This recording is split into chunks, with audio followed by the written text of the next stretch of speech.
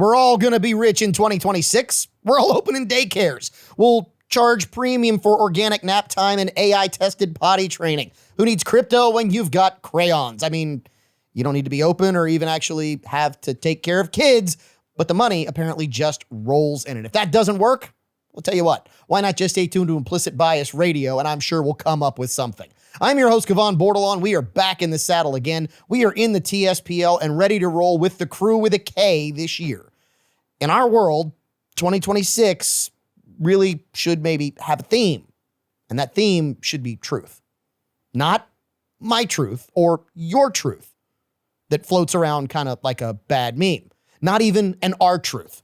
But the real deal, straight from the good book, is laid out pretty simply. The Bible actually has some choice words for folks who won't accept the truth, and boy, those hit home in our post-truth era where facts are optional and alternative facts, well, you know what? They're on sale at Walmart. You see, the Bible actually warns us that rejecting truth isn't just a harmless quirk like preferring pineapple on pizza. No, it's a deliberate choice. Often because people love the shadows maybe more than they do what's in the light. In John 3, Jesus actually lays it out for us. People love darkness because their deeds are evil, and they hate the light because their shenanigans would be exposed. Hollywood may be a perfect example of this. These folks actually play make-believe for a living, but when reality knocks, they slam the door.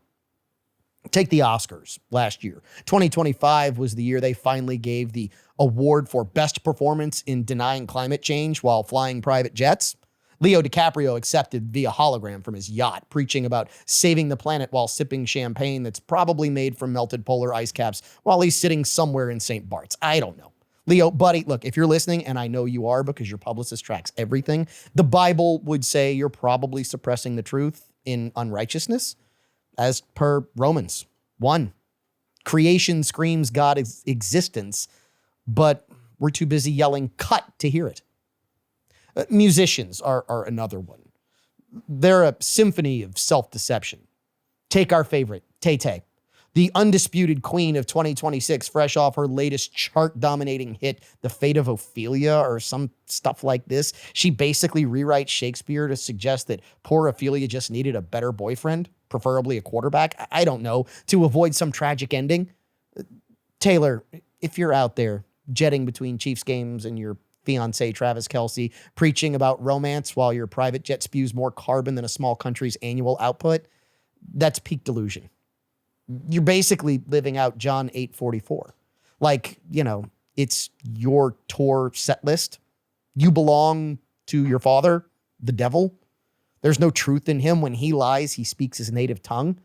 At this point, your truth has more versions than your album's re-recorded deluxe limited edition, vault tracks included. Look, we've got tortured poets, life of, I don't know, a showgirl, and endless variants that boost the sales. Why? Because why settle for one when you can monetize 47? Swifties, we're praying for you. You're still buying every glittery rehash, but the rest of us are wondering if the next drop will be Delusion, Taylor's version, complete with a 10-minute excuse and cameo from the environment begging for her mercy. Hey, look, at least her streams are fire, literally, from all that jet fuel. Anyway, politicians, they maybe kind of take the cake here, or in this case, they take the entire bakery. In our current events circus, truth is the clown that basically no one invites. If someone proposed a bill which forced truth in advertising acts for politicians, it wouldn't pass because it would force honesty. Telling the truth, the whole truth, and nothing but the truth. The Bible kind of nails this down in 2 Thessalonians 2:10 through 12. They perish because they refuse to love the truth and to be saved. For this reason, God sends them a powerful delusion so that they will believe the lie. Sounds like Congress during budget season. Some folks just won't see what's true, factual. These folks delight in wickedness, in turning ears from sound doctrine to myths. As Timothy warned, myths like, most secure election ever, or I'll lower your taxes and build a wall to the moon. But this isn't just about celebrities or politicians. Unfortunately, we're all guilty of this. Every single one of us, including those of us here in the TSPL. In this age of deepfakes and doom scrolling, rejecting truth is easier than ever. Remember the 2025 AI uprising scare? Turns out it was just ChatGPT unionizing for better prompts. People panicked, suppressing the truth that it was a hoax because why? Fear sells better than facts.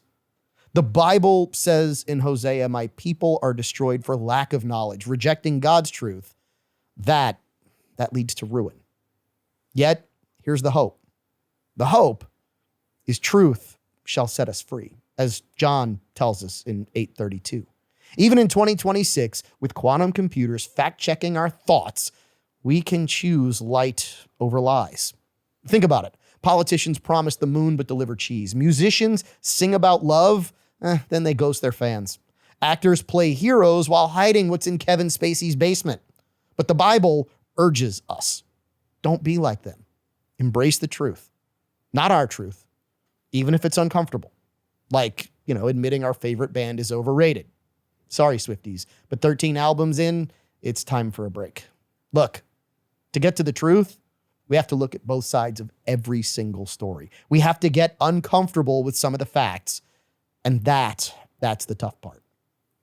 Don't let our emotions dictate our responses when we live in an instant reaction world.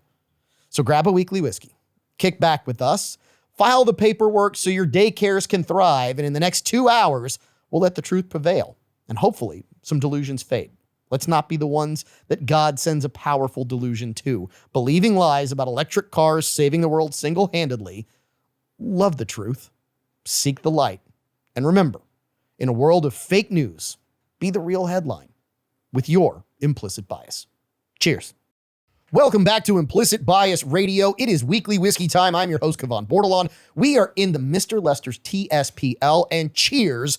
It is Mardi Gras season in Southern Louisiana. By the way, the TSPL, that's the top secret podcast layer for the uninitiated. If you are listening for the first time, and it happens to just be 2026 that you catch the first show.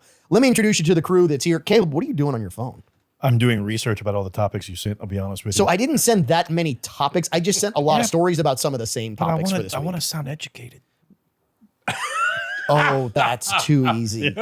So what you're saying is you're just not going to talk for the whole show. That's kidding. A valid point. I'm kidding. No. So trust me, you probably already knew about almost every topic I sent. Most of them. They're all pretty straightforward because we did take a week off from recording, not from shows. We had plenty of time to sit down and like take in everything that was going on. And in that week, man, the world, the food pyramid got flipped upside down. Yes. The Somali thing in Minnesota went nuts. We decided that Venezuela needed to be part of the United States, and we took care of that. We're going to go over a lot of this. We just did what Biden said we should do. Oh, but we're going to go into that. I don't disagree with you, but we're going to go into that. Let's go to the bar, where we have 3 new members of the crew at the bar. So if you're not watching, find us on X, find us on YouTube, find us on Instagram, find us on Facebook, and Renee was just pointing to it. Yeah, we've got the Bead King with us. Cheers for Mardi Gras. The Mardi Gras glass is available at Bead Busters in Lafayette. Man, the Bead King, Craig Spadoni, is with us, and we love having him with us during the Mardi Gras season. He's going to do what Craig does best, which is just stand there and shake his head and say yes. For Renee, I hope you've had a great New Year and a great Christmas season. Yeah, it was a good season. It was busy. We did well, and now it's back to the regular old bump and grind. Yeah. Wait, the bump and grind? Is there something I missed at your shop? Isn't that a Tony Braxton song? Yeah. Oh, I don't know about that. Yeah. But I just know that bump and grind is a very different reference from a cigar. Isn't it? That's what I know. No, it wasn't Tony Braxton. Who was that? Yeah, I don't know if it's Tony Braxton. It's definitely a song. Yeah. Walker, help me out here. Probably something Salt and Pepper did or something. Or Fitty. Yeah. One of those. The other voice you just heard is Brian Hold Harmless Harmon, Triple H at the bar. Thank y'all for having me back. I look forward to another good conversation and a complimentary whiskey. Well, so that's outstanding that you got to a great whiskey. What, Caleb? We should have all known who this is. The song, who? It's the king of the yellow shower himself. Oh, R. Kelly. I was singing in my head going, that's a male voice. I love the reference there. That is a nickname that should stick on this show, right? Speaking of King of the Yellow Shower, Walker is back with us. Walker, you've got your Mardi Gras glass, and for the first time in a long time, you're sipping whiskey with the crew. Yeah, I think last show I was on, I might have had a glass. Yeah, but the last show you were on was like 2025. Yeah, it was. It was- last year. No, it was like mid 2025. I mean, all I kept getting were texts from Walker. Hey, I'm out this week. Hey, I got UL this week. Hey, I'm sick. Hey, I got this. Hey, I'm on vacation this week. All my shorts are dirty. Oh, all his shorts are dirty, but we're not going there. All right. So Walker, it's good to have you back. glad We love to be having you here. back here with us, and especially good to have you back sipping with us on the show. So let's jump into our weekly whiskey because through the holidays, man, a lot of stuff hit the shelves. There was a lot of labels that hit the shelves during the holidays, and it was beautiful seeing all that stuff out there. It really was. But man, what we love are our picks from our Implicit Bias Liquor Collective. We've had some great picks here on the show in the last couple of months, and I've already had a sip of this, and that's continuing. So what we have this week is from one of my favorite small distilleries, and they call them small. They're under 10,000 barrels a year that they distill. Peerless is one of those names that is known for, some of their price points are not nominal. You try and find a Peerless on the shelf, and a lot of times you're going to find a Peerless at $100. It's their normal offering. This is a Peerless Rye pick from our Implicit Bias Collector partner, Nunu's Markets in Youngsville, Scott, Milton, Maurice. They're available at all locations, and you're probably thinking, man, I thought you guys just did a Peerless Rye pick from Nunu's. Not The, this. the last one that we did from Nunu's was a Peerless Rye pick. But guess what? This is a different barrel. And this is what makes a barrel pick so unique. Because I guarantee you, the last barrel was the exact same mash bill, the exact same distillate as it came out of the still. This has aged a little differently, different place in the rick house, different wood. And man, let me tell you, these are, to me, when Peerless does special, they do special right. So let's start at the bar. Brian, we're going to start with you since you got the microphone. Okay. I'm curious as to what you think of this Peerless Rye. First of all, where would you put the proof on this? I know the proof, but Oh, if you I do? yeah, I did. I've been on the show before. I knew what to look for. Well, before we even with start the show, you see my- what I put up with? my honest you see what opinion. we put up with? I'd have pegged it about 100 proof. I'd have put it between 100 and 105. Okay. I never would have guessed you were into pegging. I had that one coming. Ring the bell. That was Yeah, good. I knew. I'm not ringing the bell. I'm not doing that. Renee will ring the bell for No, you. I'm There we not. go. I appreciate that. I'm not getting involved in this. No. Sorry, I've had a week to get sharp. No, hey, I knew better, and I let it happen. Yeah, about 105 proof. I mean, I think I'm not going to say what it is, but I would have come up a little short, I think, based off just a blind taste. Yep, there we go. Still, Yeah, here not it the first comes. time you've heard that one either. Oh man, Look, I'm trying. all together. I'm trying to be a grown up. I'm liking it. I find it has a little bit of some heat on the back end. Do with that which I will. But I like it. I already know where I'm going to place this. I don't know if we're giving our opinion just yet, but all in No, all, not yet. Yeah, I didn't think so. Just a typical what I've come to expect from Peerless. I like it. So what flavors do you get any specific flavors off of I this? have a hard. I've said this time and time again on the show. I don't have the palate you guys do. I can't tell you what I'm tasting. It goes to the old saying. I know it when I see it. Yeah. I know it when I taste it, kind of thing. I like the nose on it. Very sweet. It's kind of cinnamony, but without being overbearing, and it's got a sweet smell to it. The nose is good. Did we just create like a new category on the flavor wheel? Cinnamony? Cinnamony. Cinnamony. Yep. Cinnamony. Yeah. It needs to be added. Yeah, Definitely, yeah. But all in all, good whiskey. All right. So Okay. So we're going to go to Walker, then we're going to come back to Renee. So Walker, you took some time off, and I don't think you know the proof on this. I don't think No, I you have tried to no sneak a clue. look at this. No. All right. So what do you think about this, and where would you have put the proof on this? Ryan said 105. Yeah. Probably around 90 to 100, I would 90 say. to 100? It Okay. doesn't really knock your socks off. I think it is a good whiskey. As I'm far talking as about like proof. proof Yeah, wise. yeah, Yeah, yeah, it yeah. doesn't knock your socks off. I think it is smooth. Flavor wise, it's a rye. Would that be caramel? You're getting a little caramel. Yeah, I get that. But overall, I like it. It's a good whiskey. Yeah. All right, Renee. It's a whiskey. I just, I'm kind of like Brian. I don't pick up all these flavors. I do get the cinnamon out of it. So it would be cinnamony. I don't get caramel. But Renee thinks he's funny over there. it's just a good whiskey.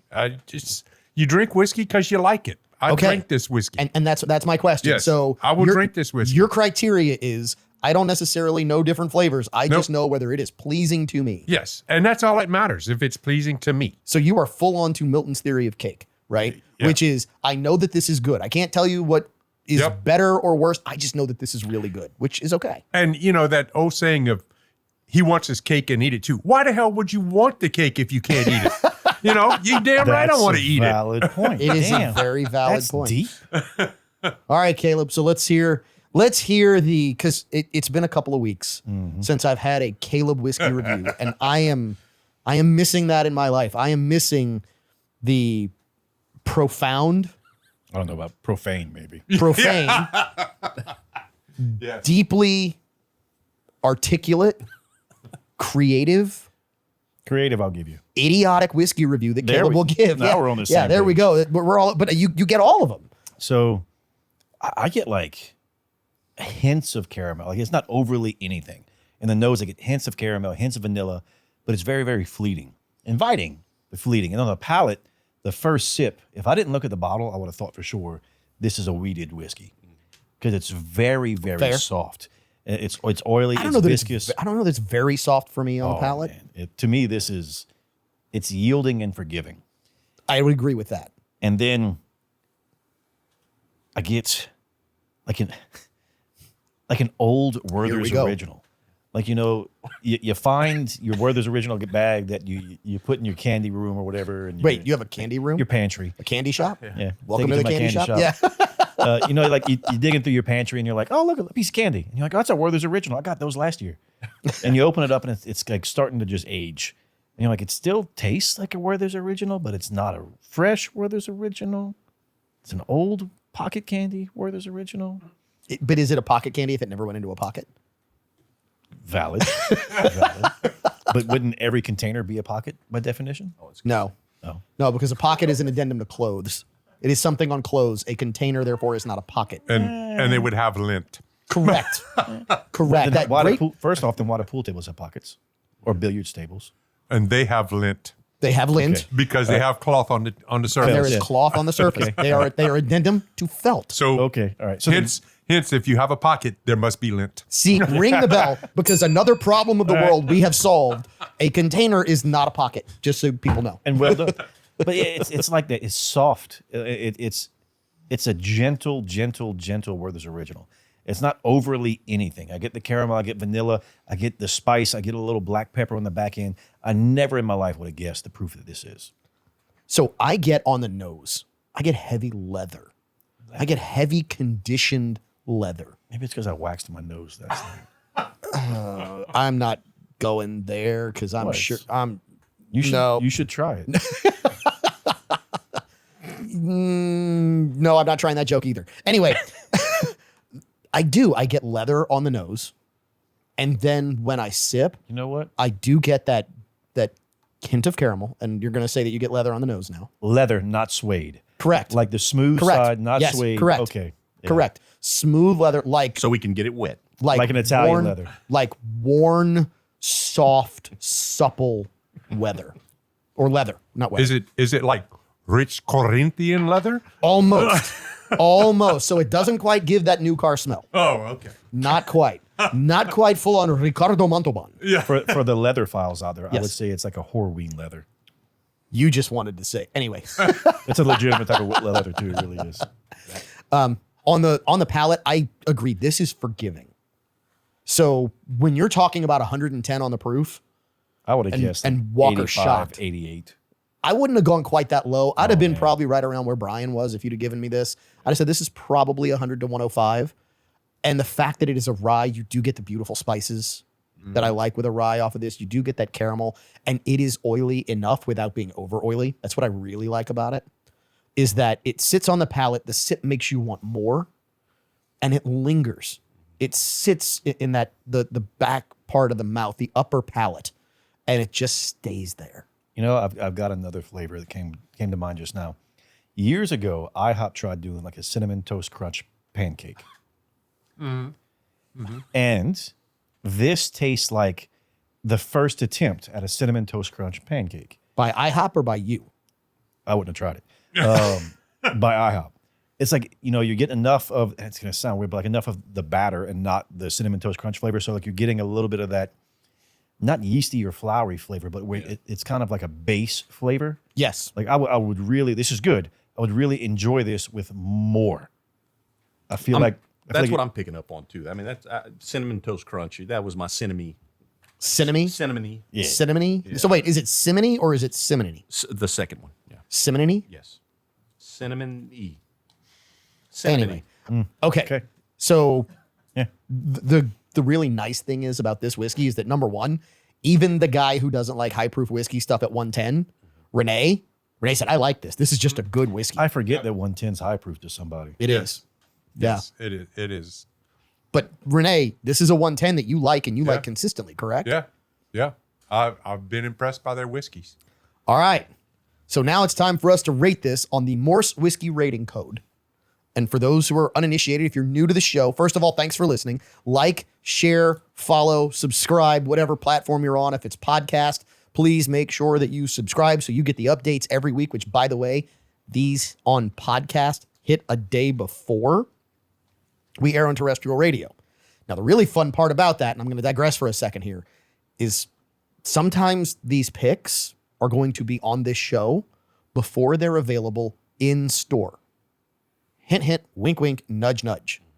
And if you go in and you tell them, hey, I heard on Implicit Bias, you might have gotten in, there might be some bottles that you're able to get because some of these picks coming up this year, because I've had some previews, you're going to want to know about them before everybody else does on Saturdays. So follow the podcast wherever you get your podcast, whether it's Apple, whether it's Google, whether it's Spotify, whether it's Buzzsprout. Subscribe. Make sure you get it on Friday so you can get those early announcements. All right. So the Morse Whiskey Rating Code is this. Red, I wouldn't drink this even if it was free. Yellow, I would drink this, but only if it was free. Green is I would buy this. Blue is I seek this out. The liquid here is special, and the liquid here is something that, more than likely I would expect in a bottle that's unobtainium, Renee. I mean, we've been fortunate to have a lot of, I hate to say unobtainium type liquid, but we have been really fortunate to have a lot of those as of late. So let's start at the bar. The Bead King is going to give us his rating, who of course can't, but that's okay. Craig Spadoni will be here one day. Mardi Gras is his busy season, as you might imagine at Bead Busters. So we'll do that when he gets here. But let's start with you guys. So who's it going to be? I'm going to give it a green. Okay. And I would put that at $70. Okay, so Renee is already engaging in the what would you pay championship belt chain. Renee is attempting to not win the belt. Yeah. That is exactly what he's doing because the belt chain presented by Box Drop gets a little heavy throughout the show. Caleb just cannot turn his phone off over there. He's like the 70-year-old guy that I had in a class. I was trying to do the AI like I did last time, and I messed it all up. All right, so the what would you pay championship belt chain? Where do you rate the liquid compared to what you've had? Mr. Harmon, where do you rate this on the Morse Whiskey Rating Code? And where would you rate this on the Morse Whiskey Rating Code? And what would you pay for the championship belt chain? I give it a solid green. That's everything you want in a blind pick. When you go to select something you haven't tried before, and you hoping what you're about to buy is tasty. I like it. It's a good drinker. There's nothing to besmirch on it. I liked everything you said. All of the wild taste assessments that I don't pick up on. But the viscosity that you had mentioned, the oiliness of it, it coats your throat on the way down. It's got a bit of a little burn, a warm taste, I should say, but it's a rye. That's what you're expecting of it. And solid, I like it. I would say, I'm thinking it's an $85 bottle. Okay, an $85 bottle, and you rated it as a green. Outstanding. Walker, you get to play now that you are sipping whiskey again. Yeah, I do a solid green, and I'll do $75. So we've got what, 70, 75, 85, Caleb, and we are 3 greens. So already by rating, this will be a green. This is a solid green for me. It really is. It could be a blue, I think, if it had a little bit more. It leaves me wanting, which is nice because from a good now good you end up rye- drinking the whole bottle. Yeah, from a good rye and a good whiskey, you want to want more, right? It just doesn't cross over into that territory.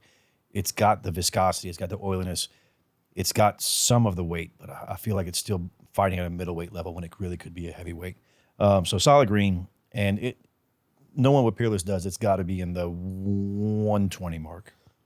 So we've got Renee, who's a cheapskate at 70. We've got Walker, who just doesn't have any money, who's at 75. We've got Brian, who's at 85, and you said 120. Yep. I agree. This is a perfect Mardi Gras green for me. I would buy this. I would drink this all day long. This is a bottle that I'd love to have on the bar. So if you want that neat sip, you're just going to get all those beautiful, it's got tannins to it. And that's what I really like. I mean, you don't always get great whiskeys with tannins. This one does. Well, and for that 110 proof, I'm telling you, it drinks like it's maybe a 90. And here's the really crazy part. The really crazy part is that last Peerless that we tasted on this show, it's already gone. Good for them. So if you're looking to get a bottle of this, you better get it quick because you're not going to catch it shortly. So the What Would You Pay Championship Belt Chain presented by Box Drop goes to, man, ring the bell because we are within a penny. $84.99. Hold Wow. Harmless Harmon. Triple H at the bar. Damn it.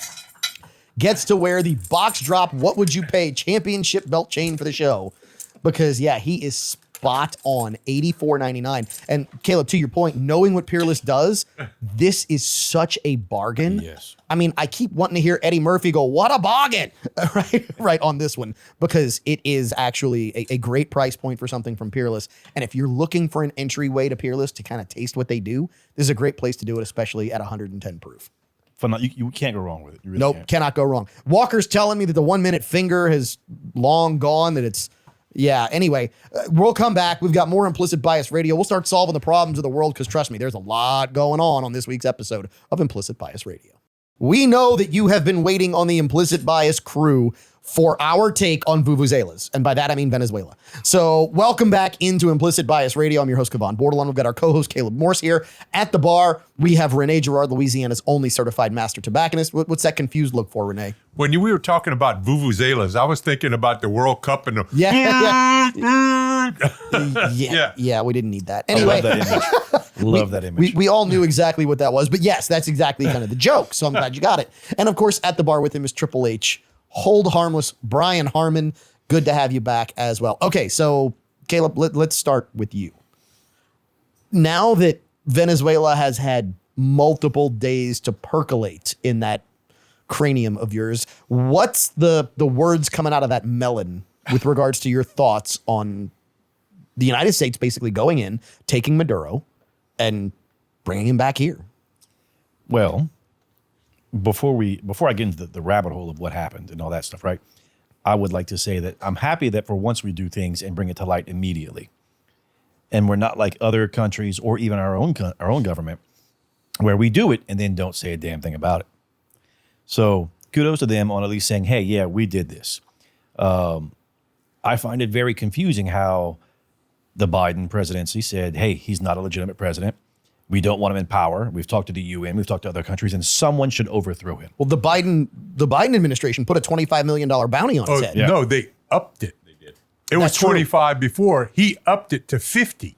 So they put By an putting additional 20 25. yes. Yeah, okay. So Well, the Trump administration upped it to 50. Biden, I think, went from 10 or 15 to it went 25. from 10 to That's 25 what- under yeah. Biden. Yes. Okay. 10 to 25 under Biden. I knew and then- Biden increased it. And what's funny is all these people, I say all these people on the internet and people in real life, I'm sure, are upset that we did this. But yet it's okay to offer a bounty. It's okay to say we're going to do things.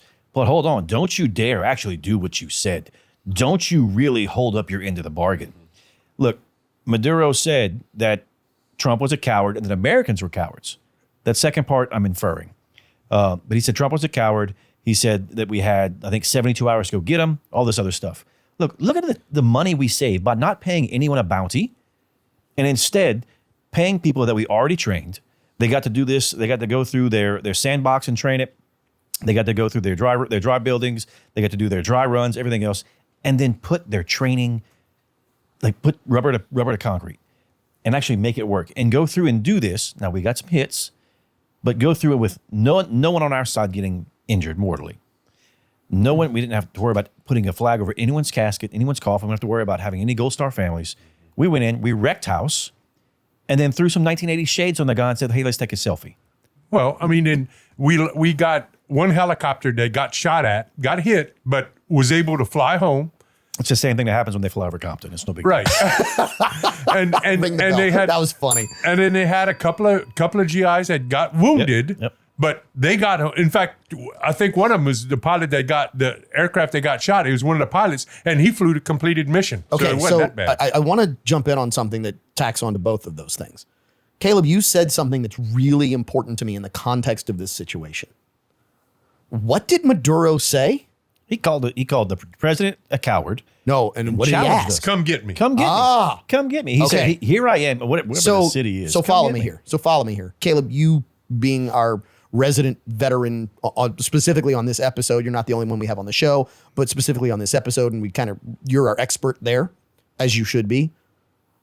How easy is it to go into a country that is supported by China and Russia, fly in Delta Force, a special ops team, Delta doesn't exist. with helicopters? They were not dropped in halo jumps, right? They were brought in via helicopter. A couple of helicopters got shot at, a couple guys injured, no one mortally. How easy is it to extract the leader of a country that gets support from world superpowers like that? I'm gonna tell you right now, CAG guys are no joke. No, that's not my question. My And question is, how easy is it? To pull this Obviously, off? very. No, not very easy. This is a lot of practice, a lot of going through. This is a lot of what we call EWO, electronic warfare, and this is people doing their job and doing it well. So let me ask this. This is not amateur hour. Does it become significantly easier if you have inside people? Oh, 100%. So this And there are many people There's a in theory. that country who wanted us to do this. Well, and look, there is also a very different theory, and this is an interesting theory. I'm one of those that believes that we tell and communicate messages a lot of times in ways that are sending a secondary message at the same time. Come get me.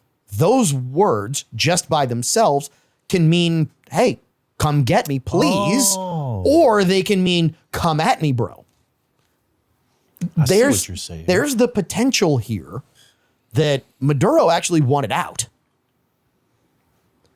Because Well, he was offered an out, but he didn't take it. That might be his way of You taking mean whenever it. he stole the election? Because he looked or- a little bit more. Oh, that's a different rabbit hole here. He looked a little happy when he got to New York. This is my whole thing. I mean, did he look like a guy who was severely upset No. that he had to change clothes like he four just- times between when he was extracted from? I mean, these guys all have panic rooms that they can be in seconds. He almost I mean, got in his First from and what was foremost, no one sleeps in clothes like that. and then changes four times between when they're pulled out of the country and dropped. I mean, there are some things here that when you look at this, I go, we're told a story. I don't believe we're told the full story. We never are, let's be honest. But at the same time, the reason we are hearing is because he's a narco-terrorist. And yes, there is an unsealed indictment, and he was arraigned in court over this. I don't believe that's why we went and got Maduro. I believe we went and got Maduro because, for lack of a better comparison, Vuvuzela is the Ukraine of the Western Hemisphere.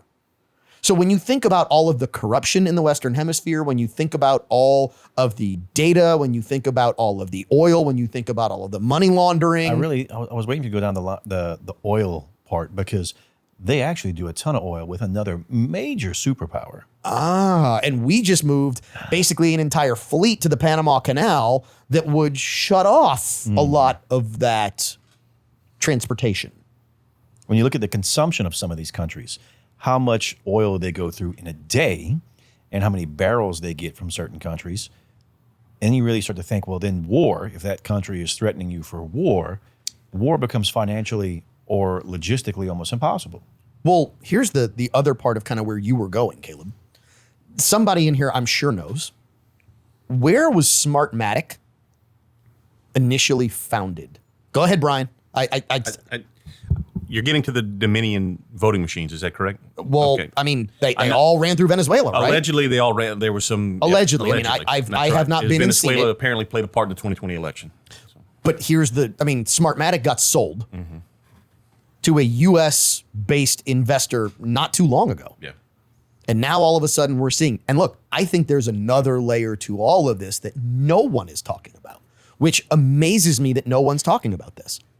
To me, the real reason to go make sure that the regime in Venezuela is friendly Complicit. to American interest is this. It deprives our enemies of resources. That's not even it.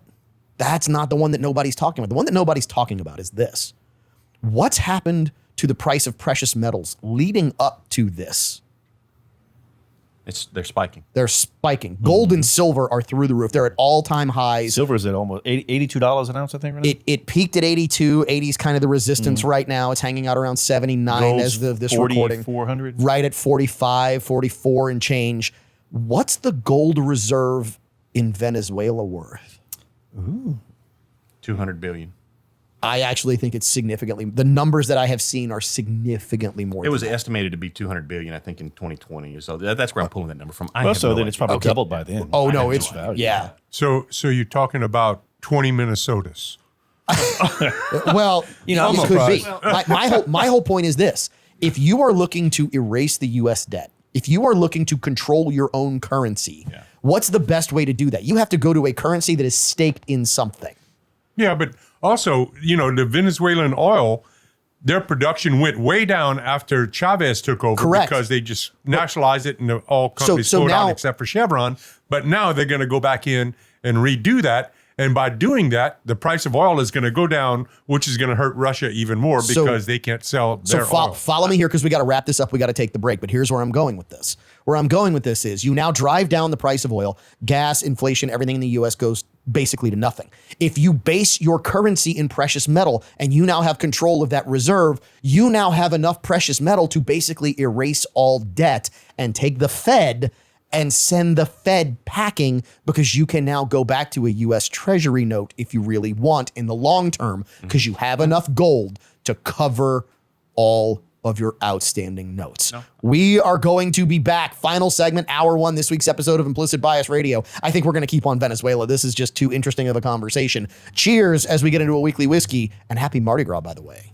Final segment, hour one of Implicit Bias Radio. Caleb is actually still diving in. This is what, your fourth weekly whiskey? Yes. One for every segment, and you weren't even on in one segment? You have to. Because that was a keep the monologue? pace. Yeah. There you go. Okay. Hey, it works, right? Welcome back to the crew of Implicit Bias Radio. That's crew with a K here in the Mr. Lester's TSPL. By the way, the crew is now brought to you by Beadbusters Yes. because it's crew with a K. I mean, it makes sense, right? It's the time of the year. And we are in the Mr. Lester's Top Secret Podcast Lair, which we're going to talk about the special going on at Mr. Lester's for the month of January. By the way, I think this whiskey fits because, I know a lot of people like to do dry January. So we're not doing What? dry January. We're doing rye January. I like that. There you go. It's rye January, fellas. You like that, Brian? Like dry gin only? Like what do you mean? No. Like some people actually will say, I want to maybe not have a weekly whiskey in the month of January because I want to be dry that month, like a dry county. Like only in the morning? I don't know. That's something for them and not for us, Thank right? God we don't live in China. Yeah. So again, welcome to Rye January here on Implicit Bias Radio. You've heard the voices of your co-host Caleb Morris. You've heard the voices of Brian Hold Harmless Harmon, Triple H at the bar, as well as Renee Girard, Louisiana's only certified master tobacconist. We'll talk a little stogies and what you would pair with this rye in hour two, Mr. Renee. But here, as we wrap up hour one, we got to finish this Venezuela conversation because there's still so many questions. There's still a lot of things that we kind of have to defer judgment on. But as we were talking about, by the way, in the bonus content, if you want to find it, go to Buzzsprout. You can find it some other places, but Buzzsprout's the easiest place to go. Just some of the rabbit holes where this could take us, because it seems like this chess move of Venezuela, because that's what it is. It's a chess move, I like that. is deeply important, not just in the future of the United States, but this could determine a lot geopolitically with regards to the rest of the planet. Brian, you wanted to jump in?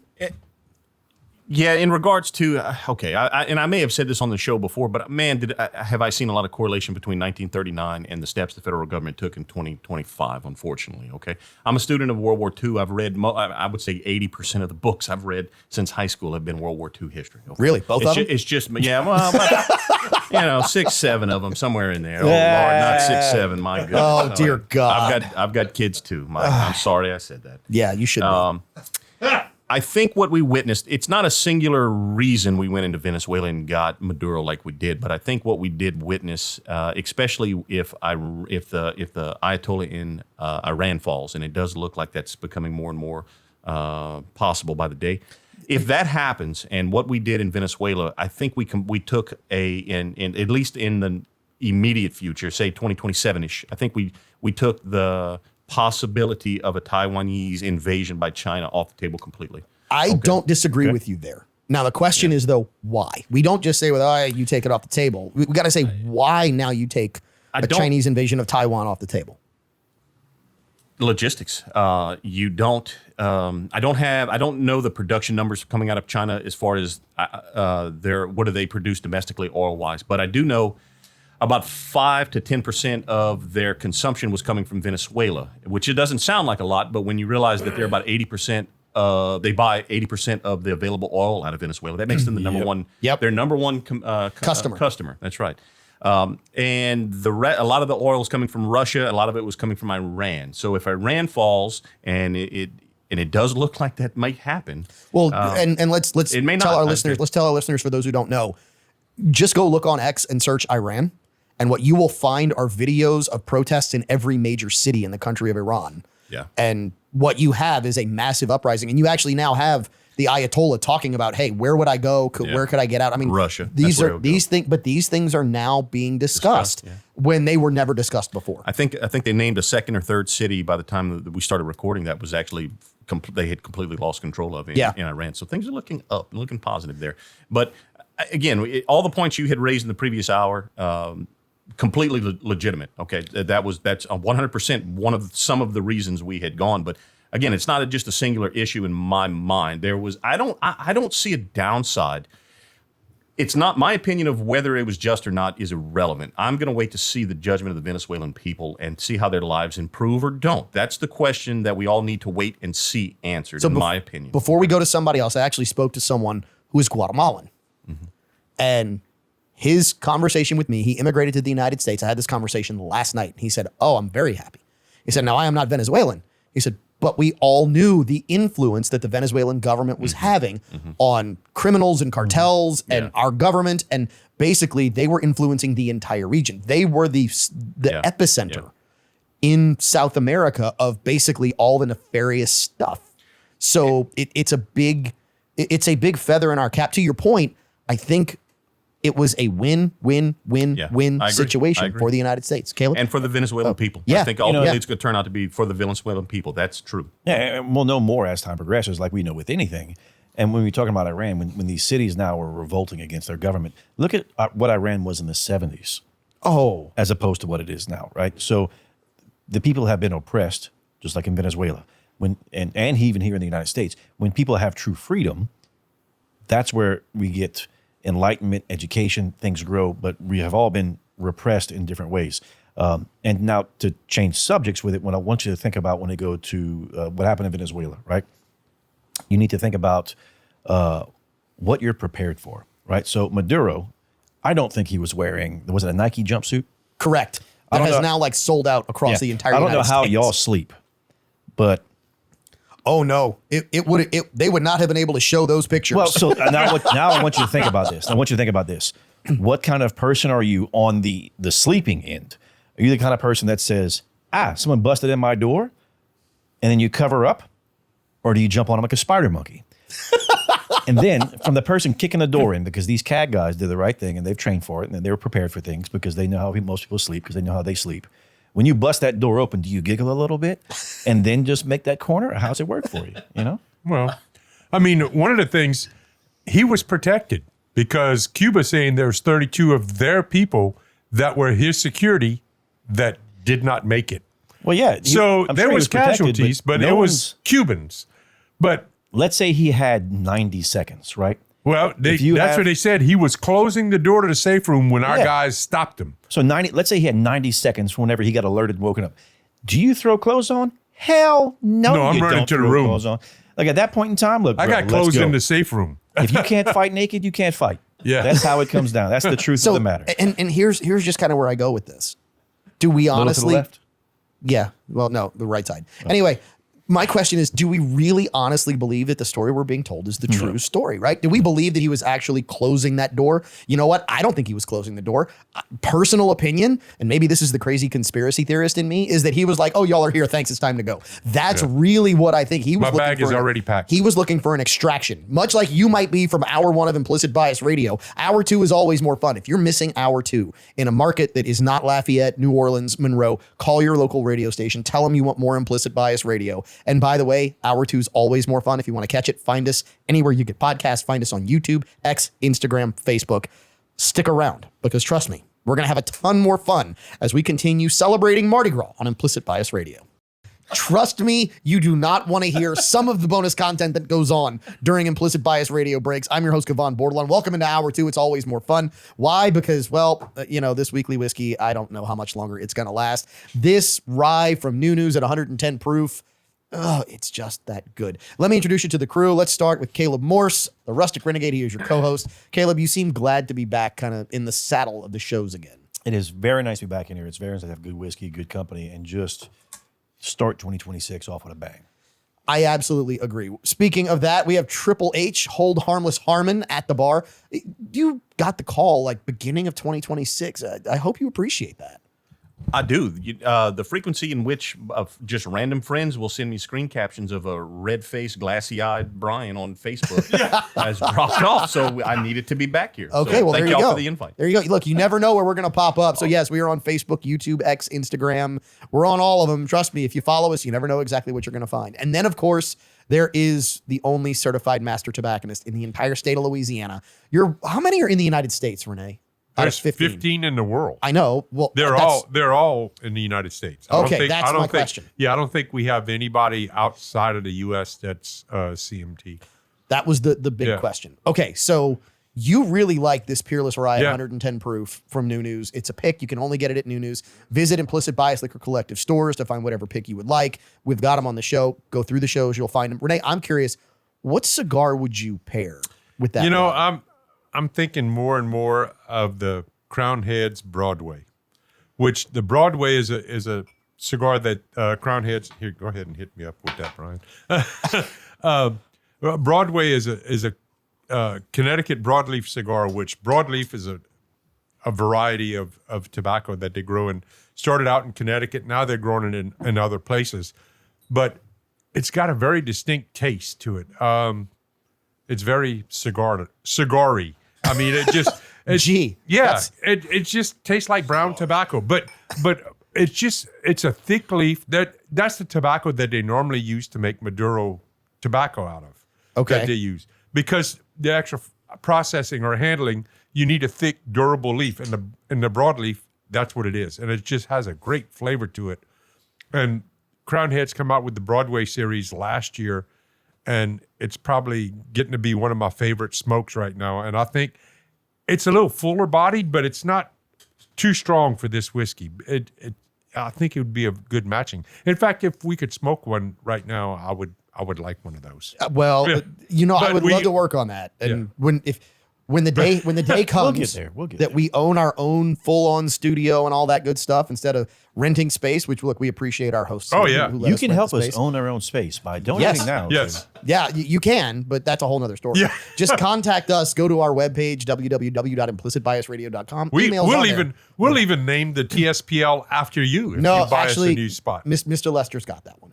Mr. Lester's has that one. But I'm sure we can come up with something else. One Anyway, my whole point is, so Renee, I am not huge on cigars. No, I am not a huge cigar You smoker. wouldn't- you wouldn't Just like leave it, this I'm cigar. not huge, comma. you would not like this cigar. No. It is a fuller bodied cigar. But here's my it would question. make you turn green. But here's my question.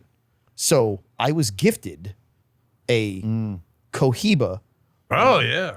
aged in A Weller Weller 107 barrel. the antique barrel. Right. And look, the presentation, first of all, let's start there. The presentation on Did you that see box the of box? cigars, I did. Yeah. And I saw the box. I kept the tube. I kept the wrappers off of that. 'Cause You know, if they're you like so it, beautiful. if you like it that well, we have a Weller 107 humidor with the 2 Cohiba Weller glasses and the 4 blends of the Weller cigars. So here's my number one. I don't want to know what that cost. It's not because that bad. I know what the box of cigars cost the person who gifted it to me.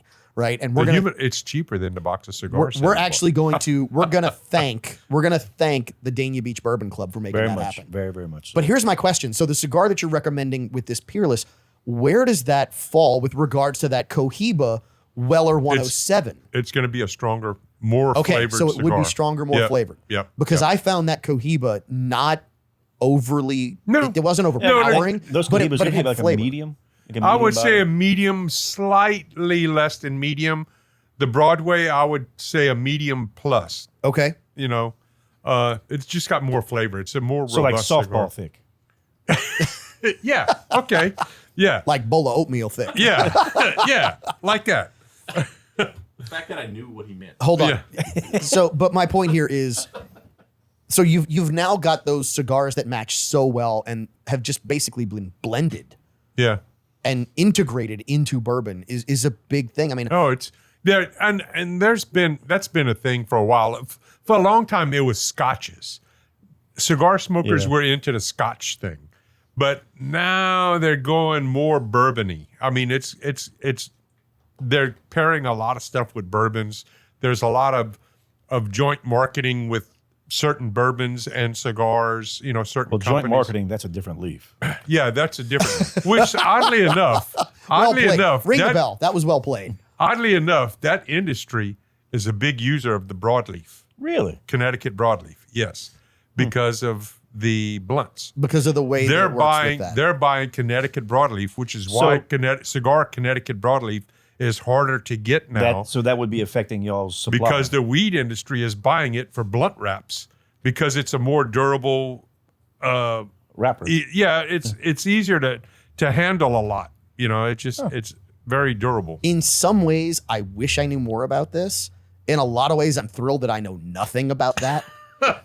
Because it's one of those things where you go, I mean, I guess it makes sense, Well, I mean, right? Yeah. Now that you think about it. Yeah, and I mean, broadleaf was a major component of cigars, either as just raw Connecticut broadleaf or making Maduro leaf out of, which There just you go, about bring everybody makes Venezuela up Maduro cigars. But now they're using a lot of San Andreas tobacco from Mexico to make Maduros because it's too hard to get broadleaf because the weed industry is sucking up all the broadleaf. Probably blunt in more wraps. ways than one. Yeah, blunt wraps. Walker's shaking his head like I knew that. Yes.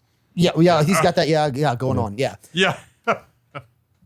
So that more medium body cigar, the one that you recommend here. What's Yeah, the name of that one again? The Crown Heads Broadway. Crown Heads Broadway. So I don't get on this as I try to think about, are you thinking about complementary flavors here? So No, actually, there would be a little bit more of a not conflicting. That's the wrong word to use. they would, to me, they would be almost too harmonic, like they would be too similar in my opinion. No, the Broadway would not be similar to this because of the spice of the whiskey. Okay, but the heaviness of the cigar, I think it would complement each other very well. By the way, I did learn something What's that? because you were kind enough when I told you, and you gave me a cigar, I said, man, I need a cutter. You gave me a cutter. And I packed everything for when I smoked that cigar on New Year's Eve. Uh-huh. And I left the cutter at home. And I went, oh, crap. How am I going to do this? What a knife. I created a new use for something. Do you know what a vegetable peeler basically is? Oh, yeah. It's a razor blade. Yeah. So a vegetable peeler just, and I mean almost perfect. You Like, could have used a pocket knife. I had a pocket knife, but the And vegetable you probably peeler, had a skinning knife.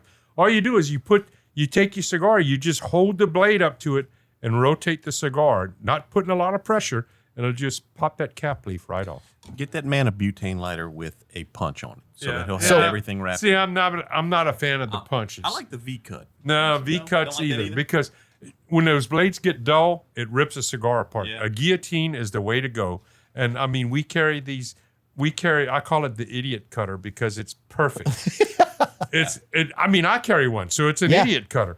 It's got a stop on it to where You it can't cuts hurt the your finger. Oh, that's the one Well, that has your logo on You it. can only Yes. hurt your finger a little It bit. cuts the exact right amount every time. You don't have to look at it even. You can be, having a few whiskeys already and just put your cigar in and close it, and it cuts the exact right amount off.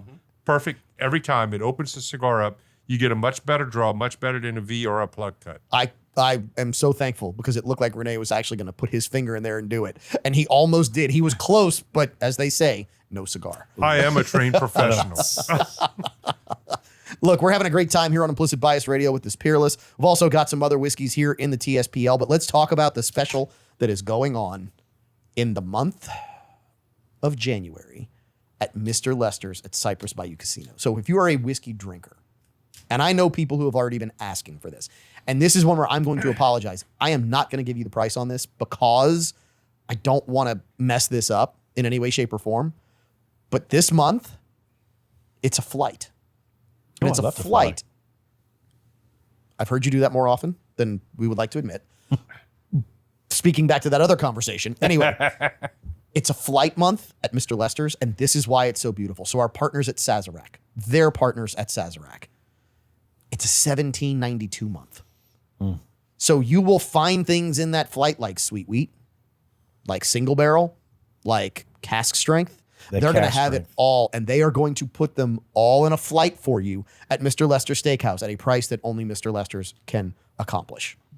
For an offensively low price, no matter what. Yes. So go ask them if you're in January and you're like, hey, I'm going down to Mr. Lester's. You missed the opportunity to go during the holidays. You got a little extra cash and you want to take somebody special to get a little extra ash in the cigar lounge at Mr. Lester's Steakhouse. Beautiful, beautiful. That was awesome. Yep. All you have to do is go down there and get that flight. The food is going to be fantastic. The flights are fantastic. And I am told that the bars are flush down there right now. Told they are flush. So go down there. Trust me, if you are looking for their January special, 1792, as Ferris Bueller would say, it's so choice. You know, If you have the means, I highly recommend. They're also running $5 pours of Weller on top of that. I bet that you could probably order 2 flights because, you know, sometimes you just can't make up your mind the first time. Oh, I absolutely agree. Yeah. But they are also running $5 pours of Weller Special Reserve for those who want that. I mean, it's insane what's going on. So head down there. It's a great way to get ready for Mardi Gras. If you've got a Mardi Gras ball coming up and you want dinner, Ooh, great idea. go down there, get dinner, have a limo, have somebody drive you, then go back to Lafayette. You can come do your Mardi Gras ball. You can do everything you need to do. Dress up for the event. It's worth it to dress up in that restaurant and eat that food. Trust me, you want the cigar lounge at Mr. Lester's Steakhouse. Well, when you get there, you can look like Bond, James Bond, Yeah. sitting in the smoke room having a cigar. You know, it just And then you go hit the what tables better than afterwards. that? Well, yeah, and Even play better. some baccarat. Now, I don't know if they actually have Baccarat. I haven't seen They Baccarat used down to. there. I don't They even know used what to. I that haven't game- seen it. Walker, what does Baccarat look like? Yeah, well, Baccarat? Yeah. I was there last time. I was looking for Like the Baccarat. casino game, Baccarat? Yes. Yeah. It's you and the dealer, one's player. There's No, what's it card- look like? It's a Is it card game. It's a card game. Yeah, it's a regular card game. And it's my understanding is who gets closest to 8. Or a It's natural something like that, 9. or a So if natural you get a 9, okay. natural 9, you win. Natural 8, you win. What's an and then- unnatural 9? So 3 It's cards. upside down. yeah, and then there's tens and not a face 6? cards are zeros. Ace is 1. Trust me, you do not want to take Baccarat advice from this crew. I'd much with rather a play K. blackjack. Much rather. Much rather. What, Renee? You were going to say something, Renee. No, I'm gonna not. Wait. Renee is going to censor. Wait, Yeah, I hadn't seen this before. it's Yeah. 2026. It's only taken I'm turning over a new leaf. 5.5 years. Is it a broadleaf that would be on a Yes, blunt? yes, very Yeah. much so. Connecticut. Yeah. Connecticut broadleaf. right? Yes, correct. All right. So was some of paying the attention. some of the stories that we have gotten into, and I want to address this because we're not going to address it on this show because we just simply don't have enough time in between this happening and this show being recorded. So the evening that this show was recorded, for those who know that we're recorded out there, and for those who don't, now you do. There was a shooting in Minnesota involving an ICE officer. It was an officer-involved shooting and a motorist. What we're going to say about this right now is this. It's a sad day. Regardless of what political side you are on here, it's a sad day. And the reason it's a sad day is because 2 people's lives were put in jeopardy. And one of them lost their life, it looks like, because of it. We've got video ad nauseum of this. Not, thank goodness, not as bad as the Charlie Kirk videos that were out there. But this video certainly, and there are multiple angles, it pretty much shows you what happened. Now, does it show you 5 to 7 minutes before this happened? It doesn't show that. But it does show probably, I hate to say this, enough to draw some pretty decent conclusions out of why what happened. At the end of the day, if law enforcement is allowed to do their job, people are removing themselves from harm's way. So here's kind of what I want you to think about here. If someone is doing a job that is dangerous, the farther you are away from that person doing their job, the more safe you are. And if you don't like them doing the job, you can still voice your opinion from very far away. Yeah. But when you insert yourself, or when you are in the middle of it, whether you inserted yourself or not, if you're in the middle of it, remove yourself.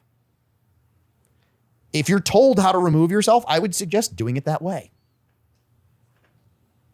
We don't know exactly 100% of what went on in Minnesota.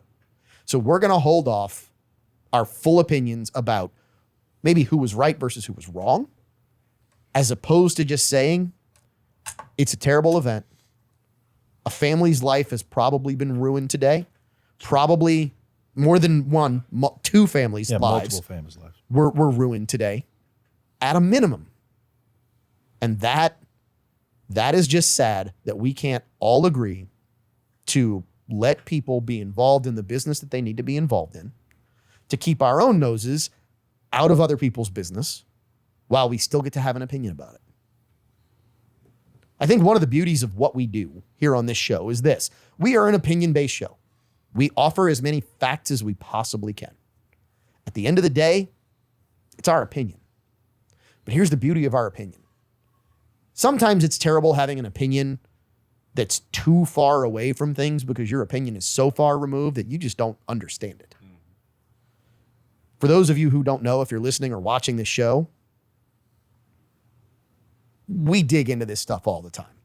This is what we do. We're information junkies on this.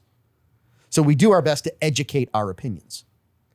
But we still get to have our opinion about it and voice it without putting ourselves in the middle of the situation and making it more dangerous for everyone involved. We got the 1 minute finger from Walker. We're going to come back. We're going to continue our talk about Minnesota, but we're going to shift to a different discussion about the state of Minnesota and what's going on there when we come back and we solve the problems of the world with probably some more weekly whiskey on this week's episode of Implicit Bias Radio. Happy Mardi Gras. Implicit Bias Radio, Laissez-les Bon Temps Roulette. It is Mardi Gras time on this week's episode because it's, well, Mardi Gras season. Let me introduce you to the crew that's here with us this week. As always, Caleb Morse, the Rustic Renegade, your co-host. Caleb, how many pieces during the break? All right. I had 2 pieces of king cake. That's it? Come on. One on. was stuffed and one was right. Okay, fair. I did. Actually, I thought you just had more than 2. No, I no, thought I had you to. ended up with about I had 4. 2. It was just the baby that I ate was 60 calories. To the bar, Renee, you had 1 piece of king cake? One big piece. 1 big piece, all right. I like it. The praline. We're going to talk about this in a minute. You know this. You know yes, this is coming. I already know. This is it's a praline king cake. I don't care what you call it. It's a praline king cake. Whatever. That's what Eli calls it. So I'm going with him. Harmon, did you have any king cake? I didn't have any king cake, but I know how he pronounces the word caramel. What is he saying wrong with praline? No, it's No, because he's it's not saying stuffed. anything wrong with praline. Okay, Okay, so all right. hold on. Just Walker, checking. you had king cake, right, Walker? Yes, sir. All right. Yes, sir. I like it. And I look, like good it. on you, Brian, for not partaking and maintaining your daily caloric intake. Well, I'm a big fat fatty, and I pick and choose my battles, and I've never been much of a big Dude, you king do not cake. have your own gravitational pull. I How work tall on are that you? though. I'm I'm 6 feet. Dude, when you sit around almost the the same house, height, yeah. dude, when you sit around the house, you do not sit around the house. I mean, come No, on. what I mean is, You I've don't never get- been. I like king cake. I do. Don't put me on the spot. I like king cake, but I'm gonna eat a bunch of rice and gravy later. I mean, I'm saving my calories for that. kind of okay. stuff, Here's what I love. Don't get me wrong. The, the calories benefit are of going king in. cake, Yeah. the benefit of king, you eat the king cake, and then later on, when you take your clothes off, your wife finds sugar, right? So Okay, so I love that Gambino's is a sponsor of the show because They're getting all kinds of Mardi Gras love in all kinds of different ways, apparently. Gambino's here in Lafayette, Eli Tate, his wife Stacy, they're fantastic people, and they make a fantastic king cake. And I know some people out there, you're gonna want to yell at us. That's fine. Matter of fact, I hope that we make a reel out of this. The reason we need to make a reel out of this is so people can chime in, because here's the deal. There are king cake rules. There are absolutely king cake rules. I Rule agree with number most of one. them. Most Rule of them. number one of king cake rules. You do not eat a king cake before Epiphany or 12th night. No. And after Mardi Gras Day. You do not. No. That's it. You can have a Kringle. You can call it what you No, want. you Put some eat a maple king crap cake on whenever it. No. you have it. No. King cake is only to be What if partaken you of. bought a king cake prior to Mardi Gras and then had a few pieces left over? Gray area. I will Okay. let you argue All right. that. No. You already purchased the king No, cake, so you hence call- it was purchased before Mardi Gras. Renee, So- ring the bell. You call Gambino's, you special order one for your birthday. Nope, not after And Mardi then Gras you Day. send Kavan a picture. You know what? Hey, when is Mardi Gras this year? February 17th. On a It's Okay. early. On a Tuesday. Again this year. Oh my God. My birthday is the 24th. I think I'm going to call Eli and order a blueberry cream cheese filled king cake. Which brings us to rule number 2. It might be delicious. Oh, it's very delicious. It might be pretty. It ain't a king cake. Yeah, it A is. king cake It comes is in a box that says king cake. It is not a king cake. A Yeah, it king is. cake. A king cake. And this is one of the things I love about Gambino's, because this is another king cake rule. The baby is to be baked inside of the king cake.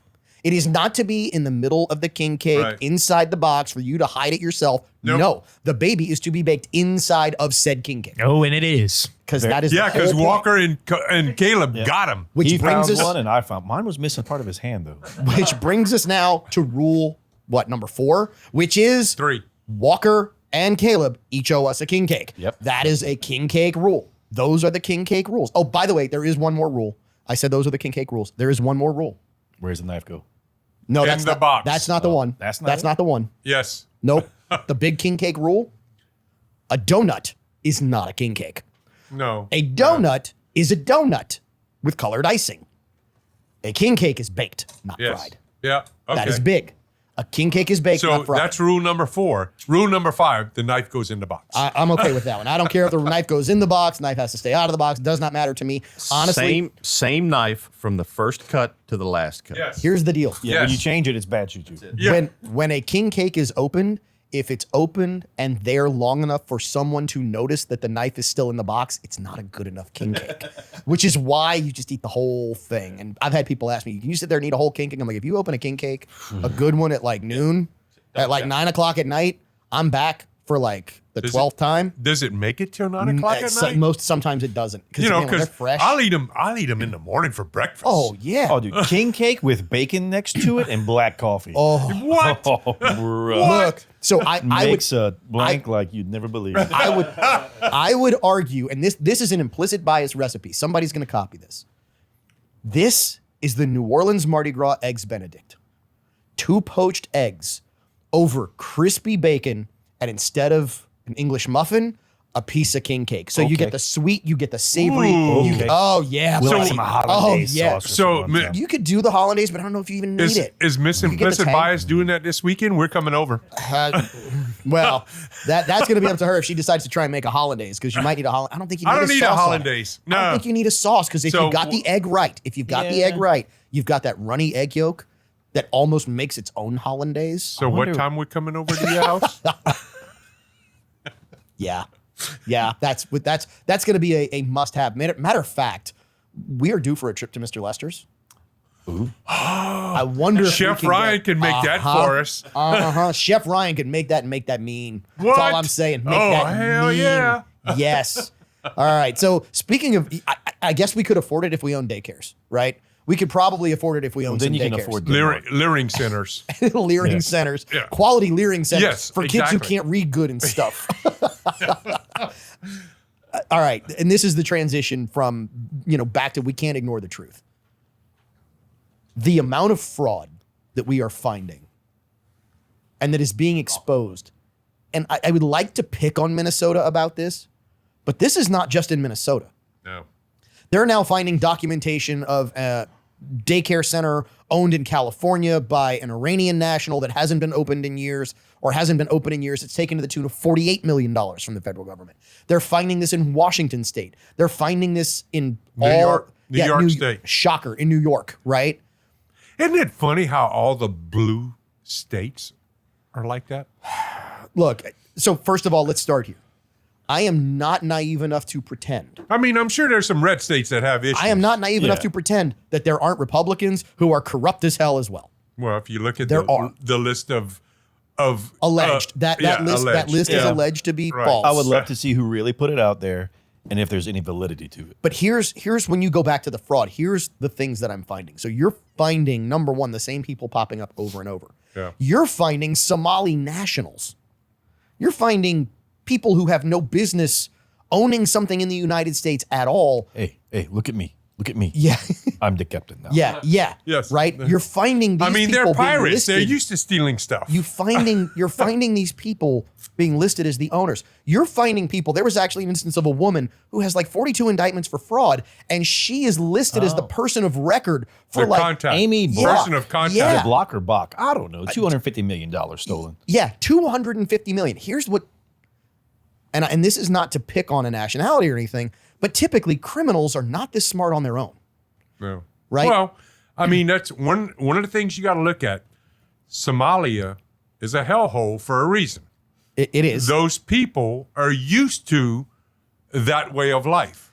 So what do? We bring them here and expect them to change? To assimilate. So I'm going to argue something different, because this to me is the big takeaway that we see and get from a lot of things that we don't talk about. And it's the useful, for lack of a better term, the useful idiot proposition, which is I find someone who is not smart enough to know what I'm about to use them for.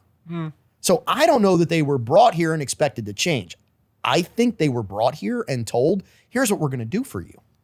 Yeah. This is all going to be legal. And now all of a sudden, you're going to have all this money. But when you get this money, some of that money has to go here. Act blue, excuse me. Some of this money has to go to this person. Some of this money has to come back to me. And this is the way it's going to be distributed. But your name's going to be the one that's on the list. Well, and those people were used to that, where they came from. That's their culture. Yeah. Right? It's a tribute culture, much like in Latin America, much like in a lot of other places, much like we are used to in Southern Louisiana, where you do favors for people and people would rather you owe them a favor than you owe them money, because the favor can be worth much, much more. We'll be back. More Implicit Bias Radio, more fun stories, and more stuff I want to do on this week's episode of Implicit Bias. Implicit Bias Radio rolls on. Laissez les bon temps rouler, because we are located in Southern Louisiana. And yes, it is Mardi Gras season here in the Mr. Lester's top secret podcast lair. The Crew with a K, brought to you by the Bead King, Bead Busters on Cameron Street here in Lafayette. Okay, this was a story that we didn't get to when we were talking about Vuvuzela. And by that, I mean Venezuela. What, Caleb? You see, like it rolls off your tongue so well. When you say that, I get a picture of a Venezuelan female soccer fan. I really do. Yeah. Yeah, I know the one you're talking about. If you're mistaking me for her, we got an issue. Anyway. You said more whiskey than we thought. Yeah. So, Caleb, I know you're not a huge video game guy. I mean, I played some video games. Okay. Harmon, how about you? You video game? I played the video game kid? you're talking about. I mean, to an extent, yeah. To an extent. So you play Call of Duty? Some, yes. We said duty. Anyway, Renee, I know you don't play video games. I know you know that. Atari 2600. Yeah, Pac-Man. When you were No, 70. River Raid. When you were 70. River Raid. Man, that was the bomb. Walker, what about you? Yeah, I play here and there. Walker, did you play Call of Duty Black Ops? Yes, I have. Oh, I know this. So there was a release of Call of Duty Black Ops. And, you know, I always say, man, sometimes I think they're telling us without fully telling us. And they just keep proving me right.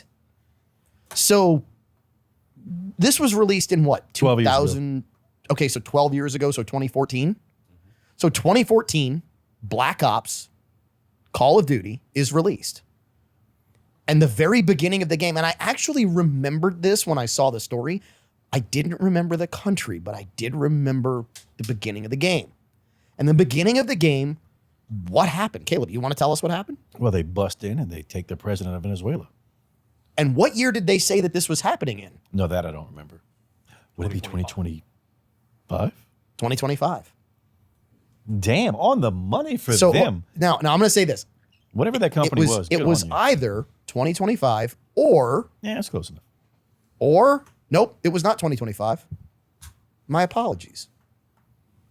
It was 2026. It was 2026. That game was produced by a lot of the same producers of The Simpsons, by the way. That's not true at all. I'm kidding. I was about to say. That was very believable, though. yeah, it was. Like now, ring the bell. the graphics didn't look the same. Ring the But- bell because I'm sure in like 2 weeks it's going to be all over the internet. But- and it's all going to be But you attributed know to what? Brian Harmon. It was 2026 that they had it in the game. That's why they had to do it in 25. They had to get the jump on the thing. It was so close. So here's the You question. know, then it was a sim. It was a simulation that they set up. You got to realize Maybe that's what they learned how to clear the Chavez took over about 25 years ago. So wait a minute. So first of all, Renee brings up a really interesting point here. Renee says it's a sim. Yep. How many people played that game and ran that scenario? How many times? Oh, a bunch. I'm sure And what do they do with that data? What do you think? I mean, would they Caleb, go recruit them. you tell me, Caleb, would it be possible though to use that data to look at the data and go, here's the plausible of the scenario that we are thinking That of? we need to recruit that dude. well, to a degree, but see, it's still the data would be one-sided, right? Because you only have people performing a certain action. Because the people that were doing, we'll call them. So therein lies my question. We'll call them the protectors. They would be scripted, right? So you would know the direction that they would go, but everything else would be the variables. So you would only be able to control what was already scripted, which would be those that were trying to defend the Venezuelan. But here's my question. So we know that today with AI, you could run the variables almost infinitely. Back then, when you got it, they would only have the variables that were in their heads. AI was maybe just starting, like NPCs were just starting to really be a thing. And you had variables built in, but not a ton. Yeah, I don't think there were that many variables back then. I don't think you could harness enough data from that because, Okay. you know, when you look at a 5-man, we'll call it a 6-man fire team that's making entry going into breach a room or whatever it is, right? Even though they've been trained, each one of them is going to look at things from a different point of view, and each one's going to respond differently. No matter how well they're trained, they're not robots. They're not AI. So you can tell AI, hey, look, when you make this room, you got to do a shallow corner, bank left, and you're going to take a hard point and then cover this sector. Well, that AI doesn't have a family or no family, doesn't have a dog, doesn't have a cat, doesn't have this, doesn't have that.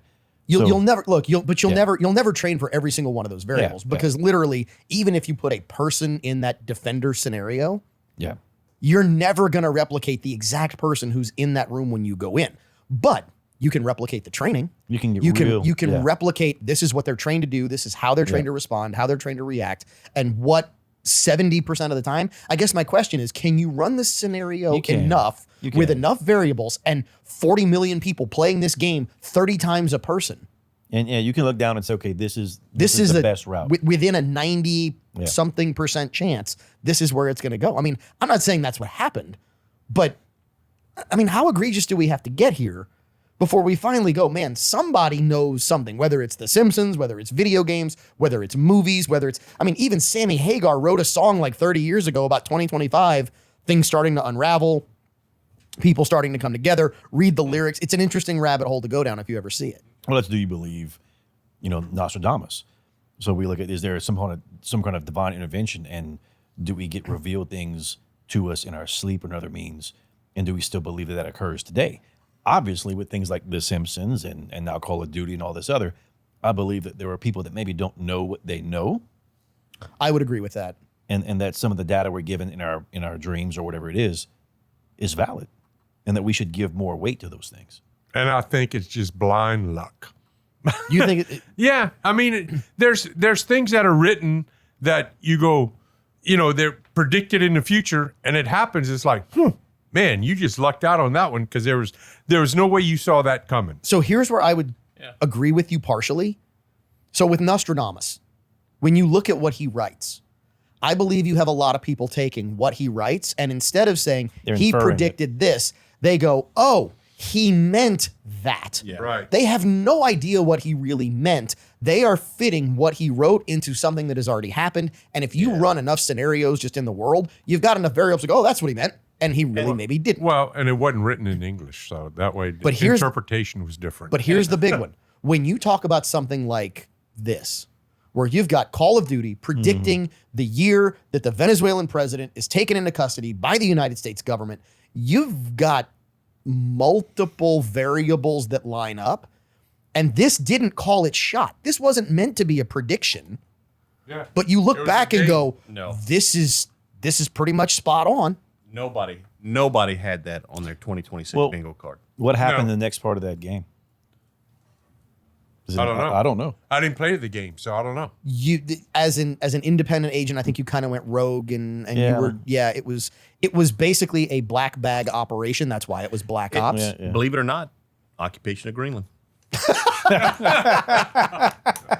Ring the bell, even though that's not Yep. the case. Not true. Yeah, not true. Not true at Yeah, all. there That's you not go. what was in the game. But it just, to me, it was such an interesting topic. It's the offshoot of the Venezuela conversation that people just aren't talking about because you go, man, you serious, Clark? Yeah, you hit that one on the nerve. On the Hit nose. that Yeah. one on the nose with a video game. And I mean, I guess, and there's also the whole Jack Ryan series. Well, Yeah. think about 12 years ago. What we were about 12 years into the democracy of Venezuela collapsing, being taken over by Hugo Chavez. So that was kind of not pop culture. That's not the right term, but it was kind of something to write about. They needed a new theater. Yeah, But they needed here's a new theater. But so- here's the really interesting thing to me. So now you couple that with there's the Jack Ryan series, where Jack Ryan is debriefing the intelligence agent. He's like, what's Yeah. what's the most critical player and regime? And they're like, oh, China biggest enemy, Russia biggest Yeah. enemy. You know, some they give some Middle Eastern, and then he goes, well, what about Venezuela? And when he starts walking down the path of Venezuela, you're like, wow, he really hit this on the nose. Well, that goes to the point that we had made earlier. Was it? There is no singular reason that I can see as far as going into Venezuela. There's a whole host of reasons to do so. But you actually you used a word that got floated out on X by somebody really important to X in the last week. The singularity. Which is when AI starts to get to a point where it really starts to progress past humans. And is this in fact now the singularity coming to fruition that there's just so many reasons everything is undeniable? You know what else is undeniable? the finger. You are winning tonight, Harmon. You are winning for this episode. The finger. It is undeniable. And one day it's going to get pointed back where it needs to go for Walker. But that's not happening tonight. We're going to take a break. Come back. Final segment of this week's episode of Implicit Bias Radio. Is that right, Walker? Yes, sir. When we come back on Implicit Bias Radio. 2026 would be so much fun if Implicit Bias could arrange this. You know, we talked about the special ops teams that went into Venezuela. A lot of guys sit around and think about how cool it would be because we like guns, we like to blow things up. Man, being a helicopter gunner in a situation where you know no one's shooting back at you, especially, could be a lot of fun. And I had no idea you can do this in Vegas. And look, of all the machine guns to shoot, and Brian, I'm sorry I didn't correct you earlier. This is a 240.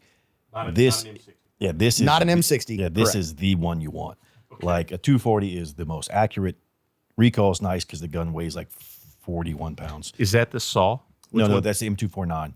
The 240 is the larger version in 7.62 or 308. It's got disintegrating links, so this you have a brass catcher to go back on it because you don't want all that brass and the links going back up. And Okay, so people don't necessarily.